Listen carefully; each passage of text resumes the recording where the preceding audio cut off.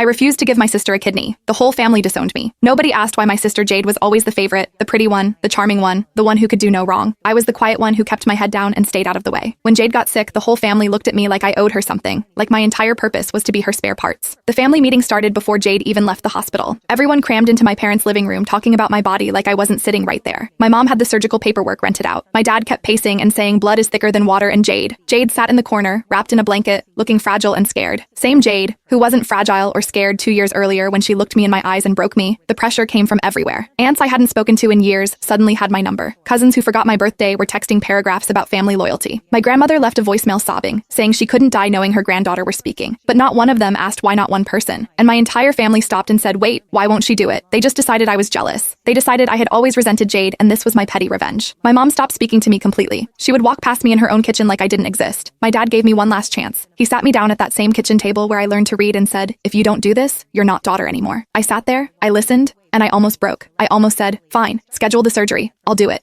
Then I remembered the night before my wedding, what I walked in on, what Jade whispered to me after, like it was nothing. I looked my dad in his eyes and said, no, he hasn't spoken to me since for 10 years. I thought the story was over. Jade got her miracle transplant. I got erased. Life moved on. Then out of nowhere, the hospital called. Jade's kidney was failing and they couldn't figure out why something in her records wasn't adding up, so they started digging. They needed family history. They needed answers. A week later, a thick envelope showed up at my door. Inside was a report and a note from a hospital worker during their review covered Jade's mental health screening from the original transplant standard procedure. Every recipient does one before surgery. In hers, she talked about me. She told the counselor she had done something that damaged her relationship with her sister. She slept with my fiancé the night before my wedding to see what he would do. Those were her words. A test she destroyed my entire life because she wanted to run a test. My hands were shaking, but I kept reading. The next page was about the donor. He was anonymous back then, but he recently contacted the hospital wanting to help Jade again, so they looked him up. His name was Christopher, my Christopher, the man I was supposed to marry. He gave Jade his kidney 1 year after I ended our engagement. They must have already together by then, the document showed. They got married 6 months after the surgery. 10 years of a life together. Kids, a house, family, vacations. My family spent a decade treating Jade like a saint and me like a villain while she was building her dream life with a man who helped her break me. I sat with that for a long time. Then I picked up the phone and called my mother. She picked up, already crying. She had just gotten the same envelope. A week later, my mom called Christopher Lede. I asked why she got by. Then she told me they found messages during the divorce years of them 8 different men. 3 were husbands of her closest friends. I hung up the phone and I laughed until I cried.